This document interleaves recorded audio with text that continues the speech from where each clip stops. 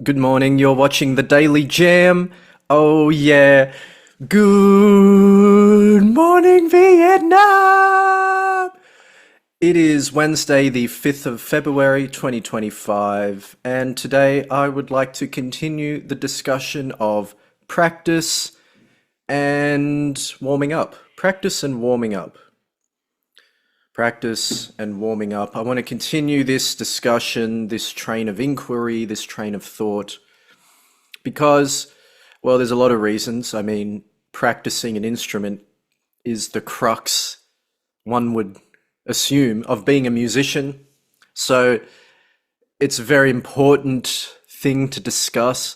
Most content online regarding instrumental practice tends to focus on what to practice, but very rarely do you hear people discussing what practicing actually is and how to go about practicing. And even if they do discuss that, quite often when it comes to the question of how to practice, it's very easy for an educator to just give the student a system like, this is how you should practice, this is how I think, and you can think that way too. And maybe I do that as well. I'm not saying it's bad, I'm just finding the gaps in the information so we can fill those gaps. And because really what you want to do is be able to give people the skills to determine for themselves what they should practice and how they should practice. But those things I don't think should be plucked out of the air willy-nilly at will, just practice whatever. I mean, you could do that if you've got what's the word, like an excess of free time, by all means, just do whatever. But what typically happens is you'll get a few days in, maybe a week in, maybe 2 weeks in, maybe just like 3 days in. And you'll start realizing, well, you'll start realizing that you actually do want structure. Because what can happen is you can just end up going in circles. You just follow your nose, and without realizing it, you just end up spinning around in circles like Kylie Minogue, move out of my way. So to avoid that, that's when we come up with a plan. That's when we set goals that we're aiming for, because goals straighten out or straighten up our path towards destinations that we have consciously determined for ourselves. So it's not just willy-nilly, oh, look what I discovered. Look what I unlocked. Look at this achievement I unlocked accidentally by practicing randomly, and now I can do this thing that I just stumbled on, which can be cool. And that will happen anyway, whether or not your practice sessions are structured or unstructured. You will have those moments where you discover something that you weren't expecting. So that will happen regardless. But my whole overall point is, what is it? This is the test now. Were you listening? My whole point is the structured practice will take you way further. You will develop much faster. You'll develop in a more direct way, in an effective way, with way less effort and less time as well, if you're smart about it and you know how to practice getting the most results. You know how to practice in terms of getting the most results. You know how to trim the fat and just get straight down to business. And I can help with all that stuff. The more I create these episodes, I'll get a better sense of what I'm doing, what I'm creating, and how straight my own lines are with this content, and where I'm just kind of going in circles. So the things I'm talking about, I'm sure will get fleshed out. Hang on, what am I trying to say here? They will get fleshed out, but sometimes I may talk about things, maybe I've already talked about them. Or sometimes I assume I've talked about it, but I haven't actually talked about it. So just during these early phases, it will be a bit haphazard. And then maybe in future, I will go right back to the beginning and I will say, okay, let's address practicing. Let's address warming up once and for all from step one. But for now, I'm just throwing all my ideas out on the table. But however, I do have specific goals because it seems kind of ironic that I'm talking about having goals when practicing when I'm not even displaying goals with podcast episodes and the information that I discuss, the ideas that I discuss, the topics. But it's more that for me, the straight line with these episodes is showing up daily. And the more that I do that, I will start to see what is working. I'll see the bigger picture because I know this podcast, what I'm creating here, is part of the bigger picture. All I'm learning is how to give you exactly what you need, how I can communicate exactly what I want and need to communicate in the most direct fashion, in a way that works, that makes sense, it's replicable, you can apply it to what you're doing, it's relevant, all those things. So, but I digress. So just determining what you're practicing and why. What you're practicing and why you're practicing it. And of course, how you will practice it. And that's where you determine things like the tempo, the format. Say if you're working on your right foot technique in terms of drums. How do you want to develop it? Will you just sit there with a metronome with the right foot on the bass drum pedal and just dup, dup, dup, dup, dup, dup, dup, dup, dup. You could do that. I recommend doing that, but I wouldn't recommend only exclusively doing that. I would say that's a good first step, but what are you going to do once that gets really boring? And I mean, of course, you could just keep doing it anyway, even if it gets boring. That's kind of the whole discipline aspect of what we do. But you also have to have a bit of a radar, some antennas up for when things are so boring that you're actually not even engaged. Because it's one thing for something to be boring, but you're still focused and engaged with it. It's another thing when it's so boring that your brain checks out completely and you fall asleep. Your imagination shuts off, your creativity shuts off, your whole life force shuts down. You're basically asleep. Now that's like a different zone altogether, and this is why you can't just practice one thing for the rest of your life. And you can do, like I just said, you can do whatever you want. Discipline is great. But it's like eating the same food every single day. After about a week of it, maybe you might even last 2 weeks, you may even last a month. But at some point, some part of you will crave variety. And not even out of boredom necessarily, but out of vitality, out of life's invigoration. You will crave something, and not even in an unhealthy craving way. It will be in a craving for life. Variety is the spice of life. So they say. Who are they? Hey, hey. So, just getting more precise with your practice, more purposeful, more disciplined, just more defined, really.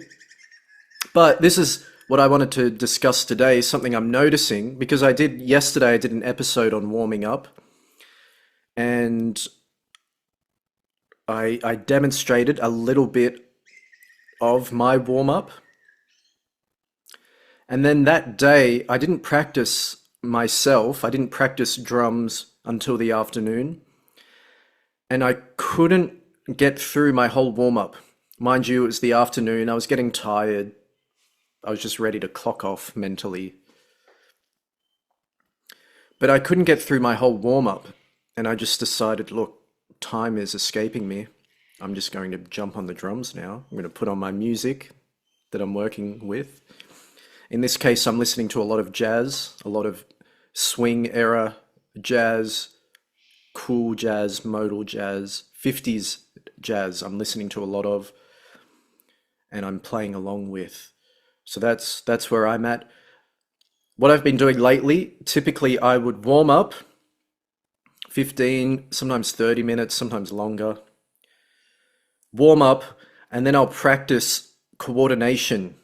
I'll practice four-way coordination, interdependence of the limbs. I'll do that for 15, 20 minutes, if not longer. And then after that, I'll have a little improvise. I might film my progress as well, just with improvising. I won't necessarily film what I've been practicing, but I'll just film the results of the practice. And then that will be my little session.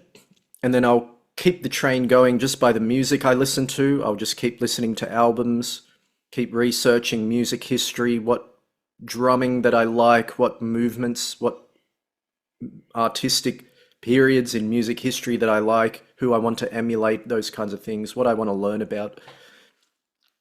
And then I might also couple that with interviews, listening to interviews, documentaries, that kind of thing to satisfy the, what is it, the left brain, the right brain? I think it's the left brain is the rational brain, the linguistic, verbal brain. So that's what I'll do typically, but yesterday I barely made it through my warm-up, and I just, after that, I looked at the time, it was getting to like 6 o'clock in the evening, coming up to 7 p.m., and I just thought, I'm just going to jump straight into playing along with Miles Davis. And it just made me realize, and it made me start thinking, what if I were to just wake up and just start playing along with records and albums and just do that all day? Do I need to compartmentalize a whole warm-up routine that takes me like 15 minutes at minimum, upwards of 30 to 45 minutes, just by choice, just because I get on a roll with it, it feels good, so. But is that really necessary? Or can I just jump straight in? Kind of like Mario Kart. Is there, it sounds like a shortcut, like, is there a shortcut? But a shortcut makes it sound lazy, because it's not like I'm looking for shortcuts in that way. But at the same time, if you're playing Mario Kart and there's a shortcut there and you know how to take it and you want to win the race, you would just take the shortcut because it's not cheating. It's actually built in to the level by the game programmers. So it just depends. But anyway, so I didn't come to any definite conclusion there, but it just made me start thinking, because here's one of the challenges of creating content, especially, well, in particular, drumming content, music, instrumental practice content, is that I feel like on one day or 1 week, I will preach a certain philosophy that's working for me. And then the next week, I may realize, uh-oh, I have to tweak some things because I feel a bit stuck. And today I just woke up and I did the complete opposite of what I normally do. And that really worked for today. So what I was talking about last week isn't set in stone. Maybe it's a bit more over here. And then I could do that for a week and then realize, no, actually, I was right the first time, but I just need a way that I can bounce back and forth between structured and unstructured. So that's the challenge, is that you put out content while you're still learning and developing and evolving. So you have to release content knowing that you may actually go back on something that you said, but not in a way of like going back on your promises necessarily. Not in terms of like where it's like not of integrity, like you're not being truthful, because well, for me right now, I'm expressing the truth of what I know to be the case for drumming, all my years of drumming, all my experiences teaching, studying. This is where I am right now. This is, to the best of my knowledge, the best possible quality information that I can give to you is what I'm giving to you right now.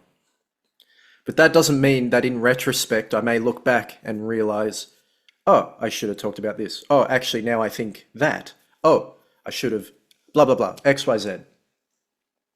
So that's one of the challenges, but I like just jumping in.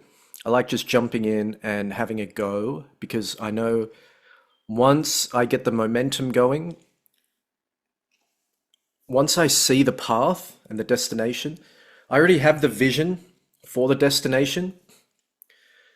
I'm just having to experiment, throw things out, see what works, see what clicks, and also what resonates within for me, what aligns with me, what I'm about, what I believe in, what I do.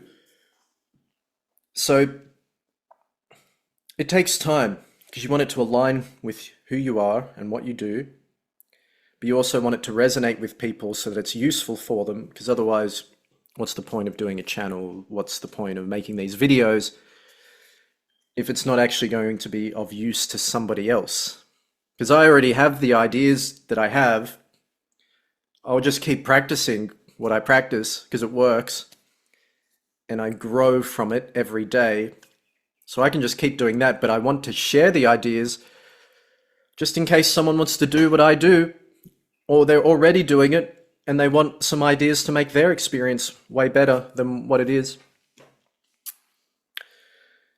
Because I believe in information exchange, I believe in the evolution of ideas, and so I feel like, okay, well, I'll just go first, and then people can laugh at me if I stuff up or whatever.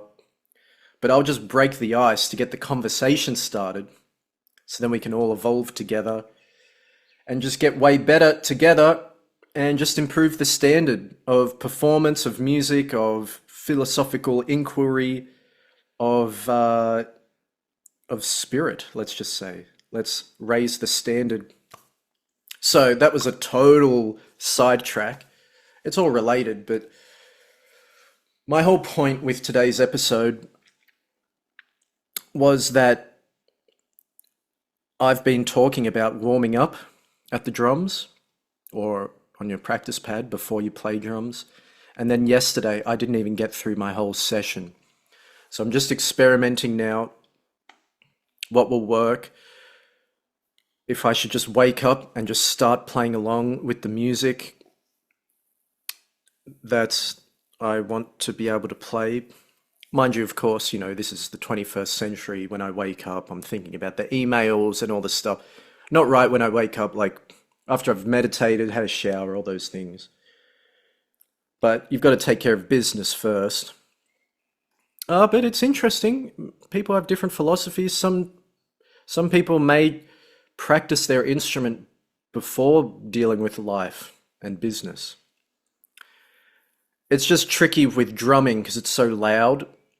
If I was to get up at 5 a.m. and start tapping, I feel like that may be an issue until I live on a farm.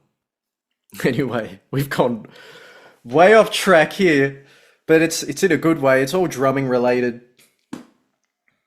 So I'm just thinking things through. That's all I wanted to say for today. I'm thinking things through. I'm experimenting. I have a feeling though, if I were to skip the warm up and just jump straight into practicing drums, I feel like I will be limited in my playing and my scope of imagination and flexibility and fluidity when playing. Maybe not fluidity. I think my fluidity will be on point because I'll be playing along with the records. So my time feel would be great. My touch, my tone, and my sound, my flow would be great. But I don't think I'd have that overall mastery over my playing and expression, that fluency of language. I don't think I'd fully have under my belt if I was only playing along to albums. And I think that's something I've realized years ago. And that's why I come back to this kind of routine. Oh yeah, and the routine I'm working on, as I delved into briefly, it's based in coordination stuff. I truly believe that you can basically create a system that underpins all possible rhythms that we hear in popular music today. And you can actually write out each of those rhythms and you can systematically go through for every single limb and be able to play any kind of rhythm that comes up. You can execute it at will with great mastery. It's like the best preparation. It's like learning the English language before writing an essay or giving a speech. It just helps you have greater mastery over the words that you use. So maybe I'll talk about what I'm personally practicing in a future episode, because that's just something that I know on a deep level. It's like this mission I've been on for decades. So I'll have a go, just giving you a sense of where I'm at with that. Maybe it gives insight to the way I think, which might give insight to the way you think. But my overall goal is freedom. It's just freedom. That's my overall goal. I practice what I practice daily so that I can play freely, so that I can just express myself freely and reach new levels of expression, new subtle dimensions of expression, gradually expressing the inexpressible. That's the goal. So the goal is freedom. So that's why I practice what I practice. These are the things that I determine that I need within myself, what feels, based on how it feels for me to drum and what feels comfortable, what needs work. My overarching goal is freedom, and so I work through coordination studies, which also helps with reading, helps with listening. But we can talk about that in future. Let me know if this resonated with you. Please leave me a comment with what you took from this episode, what you'd like me to discuss in future. Remember to please like, follow, subscribe, and get in touch. You can send me an email, jamalsalemdrums@gmail.com.